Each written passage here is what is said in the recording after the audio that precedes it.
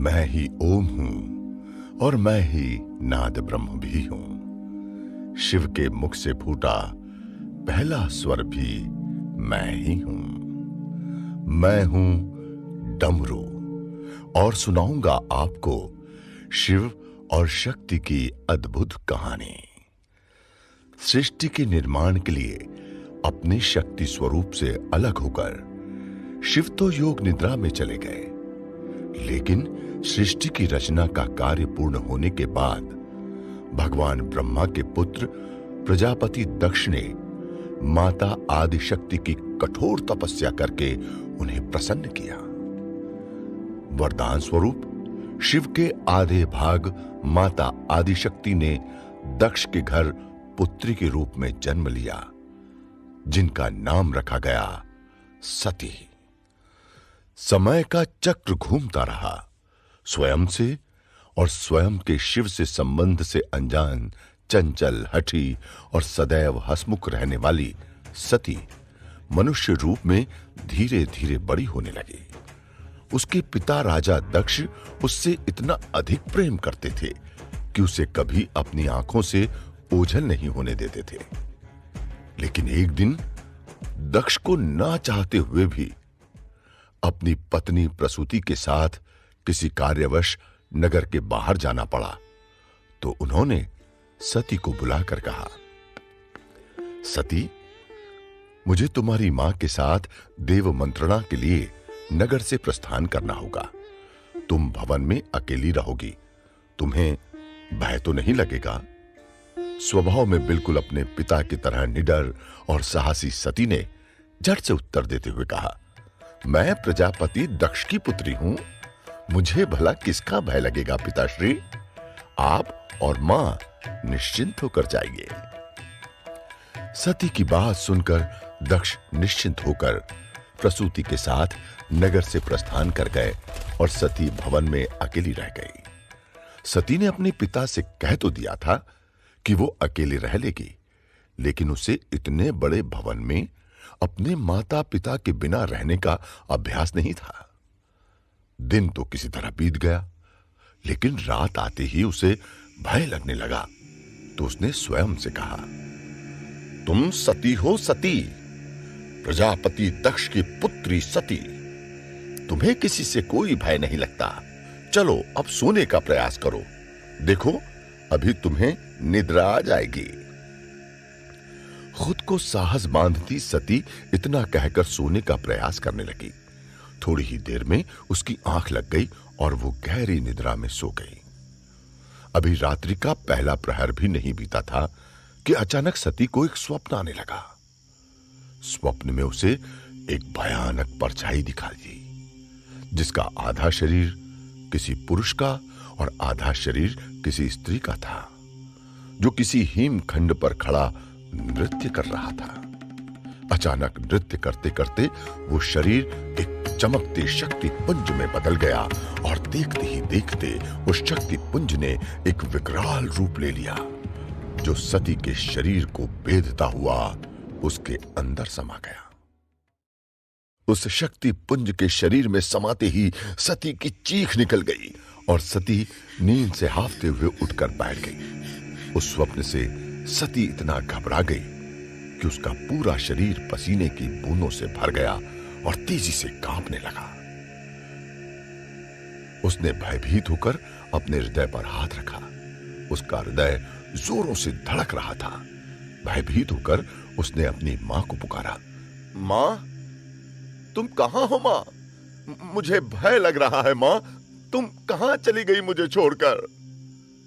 अपनी मां को पास न पाकर स्वप्न से भयभीत सती रोते हुए पूरे भवन में इधर से उधर भागने लगी।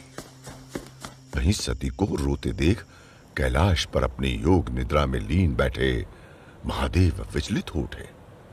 उनकी बंद आंखों से भी अश्रु गिरने लगे और उनका ध्यान भंग हो गया।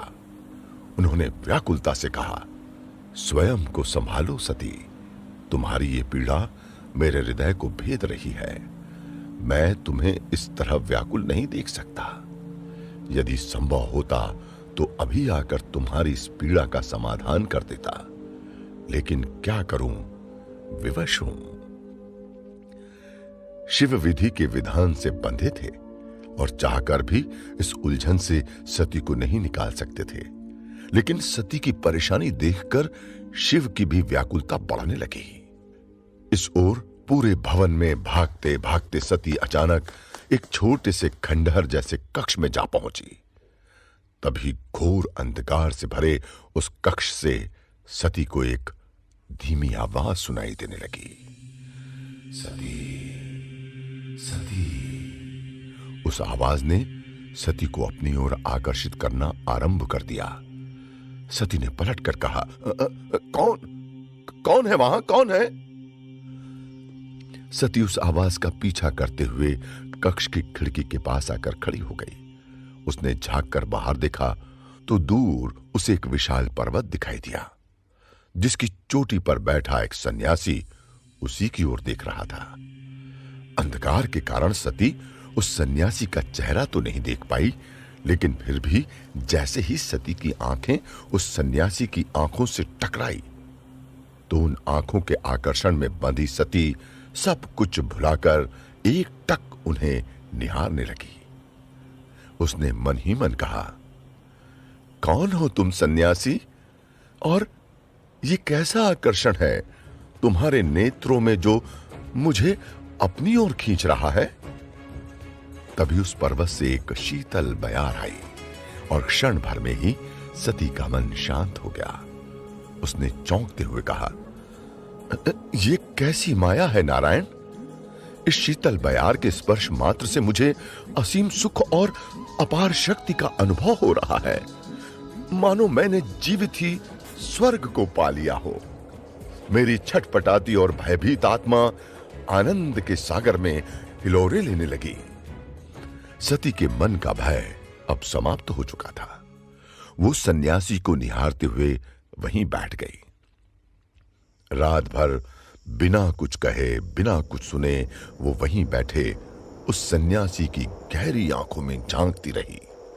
सती का मन बार बार उस दूर बैठे सन्यासी से एक ही प्रश्न कर रहा था, मैं तो तुम्हें जानती तक नहीं सन्यासी, फिर क्यों मेरा मन तुम्हारी ओर खींचे जा रहा है? ये कैसी माया फैलाई है तुमने कि तुमसे दूर जाने की कल्पना मात्र से ही मेरा रोम रोम कांप रहा है। लेकिन वो सन्यासी चुपचाप वहीं बैठा सती को एकटक देखता रहा। ना तो सन्यासी ने अपनी आंखें झपकाई और ना ही सती ने। दोनों एक दूसरे में इस तरह खो गए मानो वो दो नहीं एक ही शरीर, एक ही आत्मा हो। वो रात बस यूं ही आंखों आंखों में बीत गई और सती वहीं बैठे बैठे सो गई। लेकिन सती को कहां एहसास था कि वो पर्वत था कैलाश और वो सन्यासी थे स्वयं शिव। उसके बाद हर रात सती को वो स्वप्न आने लगा और हर रात भयभीत सती उस सन्यासी को देखने उस खंडहर जैसे कक्ष में आने लगी। लेकिन जैसे ही उस सन्यासी से सती की आंखें मिलती वो सब कुछ भूल जाती और उसका मन प्रफुल्लित हो उठता। वो हर रात उस सन्यासी से एक ही प्रश्न पूछती, ये कैसा जोग लगाया है तुमने कि तुम्हारे सिवा अब मुझे कहीं भी चैन ही नहीं आता? आखिर तुमसे मेरा क्या संबंध है? और जब जब सती के मन में यह प्रश्न उठता तो उसकी अंतरात्मा में विराजित शिव कहते, मैं तो तुम ही हूं सती और तुम मैं। तुम बाहर जिन प्रश्न के हल खोज रही हो वो तो तुम्हारे भीतर ही छुपे हैं। स्वयं को पहचानो सती, स्वयं को पहचानो। जिस दिन तुमने स्वयं को जान लिया तुम मुझे भी पहचान जाओगी। जब जब सती को अपनी अंतरात्मा से ऐसी आवाज आती तो सती सिहर जाती। वो तो इंसानी शरीर के विधान से बंधी थी, खुद को क्या ही पहचानती। लेकिन फिर भी अब उसे उस सन्यासी का साथ अच्छा लगने लगा था। प्रकृति के हर रूप में वो सन्यासी दिखाई देने लगा। उसके बारे में कल्पना करके ही सती उन्मादित हो जाती और अपने इसी उन्माद में वो दिन भर चंचल हिरणी सी वन में भागती, तितलियों सी पुष्पों से प्रेम करती और नदी में मछलियों के साथ खेलती। तो इस तरह बिना मिले बिना बात किए यूं ही आंखों आंखों में शुरू हुई विश्व की सबसे पहली प्रेम कहानी, जिसके नायक थे महादेव शिव और नायिका थी सती। एक दिन जब सती संध्या पूजन के लिए पुष्प लेने अपनी सखियों के साथ वन के लिए निकली, तो सामने बहती नदी को देखकर उसने अपनी सखी चित्रा से प्रश्न किया, चित्रा, क्या तुमने कभी सोचा है ये नदी ऊंचे पहाड़ों, कटीले रास्तों और दुर्गम मार्गों से होकर बहते हुए अंत में सागर में खुद को विलीन क्यों कर देती है? सती का भोलापन और उत्सुकता देखकर चित्रा मुस्कुराते हुए बोली, तुम भी कितनी भोली हो सती। नदी का तो उद्देश्य ही अपने सागर से मिलन है, उस मिलन के लिए ही तो इतने कष्ट उठाती है। चित्रा की बात सुनकर सती सोच में पड़ गई। उसने उलट प्रश्न किया, सागर में मिलन के लिए इतने सारे कष्ट, ऐसा क्या है उस मिलन में?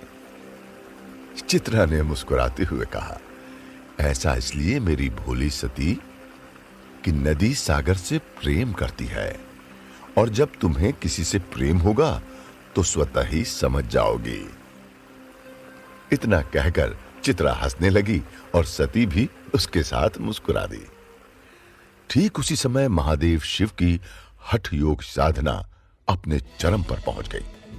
अचानक महादेव के शरीर में इतनी अधिक ऊष्मा निकलने लगी कि कैलाश पर हिमखंडों के बीच भी उनके शरीर का तापमान अत्यधिक बढ़ गया, जिससे महादेव के मनुष्य शरीर पर पसीने की बूंदें आने लगी। हठ योग में जब महादेव ने ब्रह्मांड की ऊर्जा से संपर्क जोड़ा तो उनके शरीर में एक तीव्र कंपन हुआ, जिससे उनके पसीने की कुछ बूंदें एक नदी में आकर गिरी। नदी में गिरते ही उन बूंदों ने रुद्राक्ष का रूप ले लिया और नदी के जल में बहने लगी। नदी की महिमा जानकर सती ने नदी में पैर रखा तो उसकी सखी चित्रा ने उसे टोकते हुए कहा, अरे ये क्या कर रही हो सती? संध्या हो गई है, भीग जाओगी तो तुम्हारा स्वास्थ्य बिगड़ जाएगा। रुको, अरे रुको। लेकिन सती तो अपने मन की स्वामिनी थी। उसने चित्रा की बात पर ध्यान ना देते हुए नदी में प्रवेश किया। तभी जल के साथ बहते हुए रुद्राक्ष के मनके सती के हाथ से टकरा गए। जैसे ही सती ने रुद्राक्ष के उन मनकों को छुआ तो उसके सारे शरीर में जैसे बिजली सी दौड़ गई। उसे एक अजीब सी अनुभूति हुई। लगा मानो उसने ईश्वर को स्पर्श कर लिया हो और अब जीवन में किसी और वस्तु को पाने की इच्छा शेष ही ना हो। उसने झट से कहा, हो ना हो, ये अवश्य ही कोई दिव्य मन के हैं, जिनके स्पर्श मात्र से मुझे स्वर्ग के सुख की अनुभूति हो रही है। सती के मुख पर सुख की मुस्कान और आंखों में आनंद के अश्रु आ गए। उसे आज से पहले ऐसा सुखद अनुभव कभी नहीं हुआ था। उसने झट से नदी में हाथ डालकर उन रुद्राक्ष के मनकों को उठाया और अपने हृदय से लगा लिया। जैसे सती को उन मनकों के स्पर्श से सुख और आनंद की अनुभूति हुई थी, ठीक उसी प्रकार जैसे ही सती ने वो मन के अपने हृदय से लगाए, महादेव शिव भी असीम आनंद से भर गए। उनके जलते हुए शरीर की ऊष्मा शांत हो गई और उनके मुख पर असीम आनंद की मुस्कान फैल गई। अनजाने में ही सही, लेकिन आज पहली बार सती ने शिव के अंश को छुआ था। वो प्रथम स्पर्श का हर्ष, उल्लास और आनंद दोनों के मुख पर साफ साफ दिखाई देने लगा। उन्होंने मुस्कुराते हुए कहा, सदियों से मेरा मन तुम्हारे स्पर्श के लिए तड़प रहा था सती। आज तुमने मेरे इन रुद्राक्ष के मनकों को स्पर्श करके मुझे मेरी इस तड़प से मुक्त कर दिया। सती को सहज ही लाज का अनुभव हुआ और वो लजाते हुए भीगे वस्त्रों में नदी से बाहर निकल आई। उसने नदी के किनारे उगी दुर्वा को उखाड़कर उनकी डोर बनाई और उस रुद्राक्ष के मनके को अपने गले में बांध लिया ताकि वो सदैव उसके हृदय के पास ही रहें। सती की सखियों ने उसे छेड़ते हुए इस प्रकार लजाने का कारण पूछा। क्या बात है सती, तुम तो ऐसे लजा रही हो मानो तुम्हारे प्रियतम मिल गए हो। इतना कहते ही सती की सखियां हंसने लगी तो सती भी शर्माते हुए वहां से भागकर भवन लौट गई। भवन में प्रवेश करते ही सती की बड़ी बहन अदिति ने सती के गले में बंधे रुद्राक्ष को देखा तो वो चौंक गई और क्रोधित होते हुए बोली, सती, ये तुमने कैसा घोर पाप कर दिया। तुम जानती भी हो जिस मनके को तुमने अपने गले में धारण कर लिया है उसे तो हमारी सभ्यता में छूना भी वर्जित है। निकालो, निकालो इसे, अभी निकालो। इतना कहते हुए अदिति ने सती के गले में बंधे रुद्राक्ष को खींचकर निकालने का प्रयास किया, लेकिन सती तो सती थी। बिना कारण अदिति का क्रोध उसे समझ नहीं आया। उसने पलटकर कहा, क्यों दीदी, क्या बुराई है इनमें? देखो ये कितने सुंदर हैं। कोई भला इन्हें कैसे वर्जित कह सकता है? आप कदाचित असत्य कह रही हैं, मैं ऐसे नहीं उतारूंगी।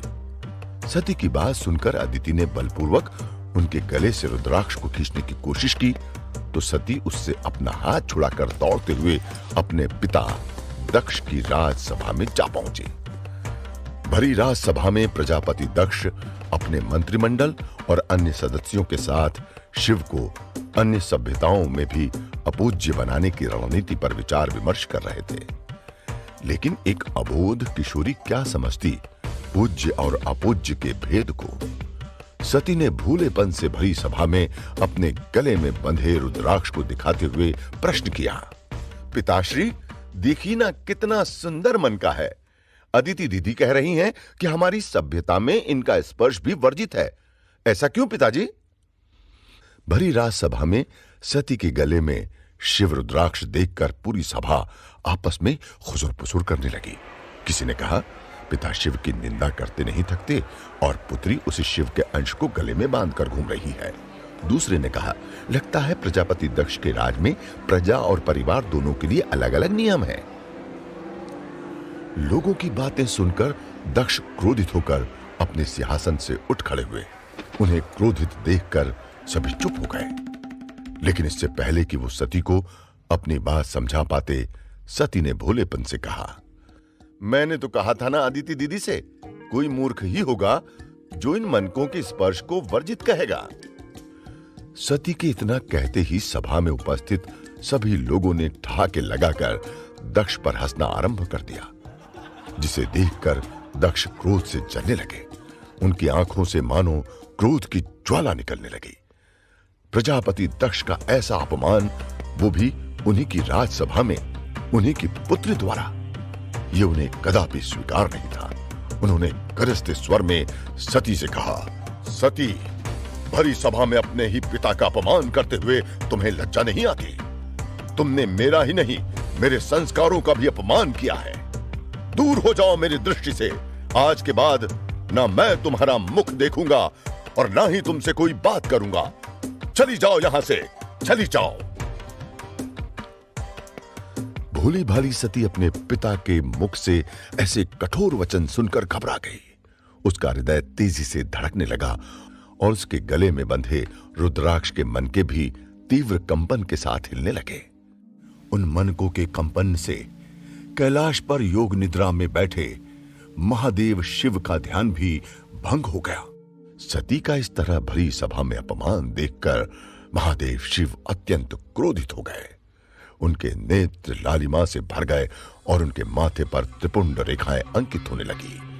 उनका मन तो हुआ कि दक्ष को अपनी क्रोधाग्नि में जलाकर भस्म कर दें, लेकिन अगले ही क्षण उनके हृदय ने उन्हें रोक लिया और वो विवश होकर बोले, मुझे क्षमा कर दो सती, मैं ईश्वर हूं और तुम मनुष्यों में चाहकर भी विधि के विधान में हस्तक्षेप नहीं कर सकता। ऐसा अनुभव हो रहा है मानो आज मेरा ईश्वर होना ही मेरा दंड बन गया। इतना कहते हुए महादेव शिव ने अपने नेत्र बंद कर लिए और उनके नेत्रों से आंसुओं की धारा बहने लगी। वहां धरती पर अपने पिता की बात सुनकर सती का हृदय टूट गया। उसके नेत्रों से भी अश्रुओं की धाराएं बहने लगी और वो फूट फूट कर रोने लगी। सती ने रोते रोते पिता के चरणों में अपना सर रखते हुए कहा, मुझे क्षमा कर दीजिए पिताश्री। मैं नहीं जानती थी कि मुझसे ऐसा कौन सा अपराध हुआ है जिससे आपको इतना दुख पहुंचा है। आप चाहें तो मुझे कोई भी दंड दे दीजिए, लेकिन इस प्रकार मेरा त्याग मत कीजिए।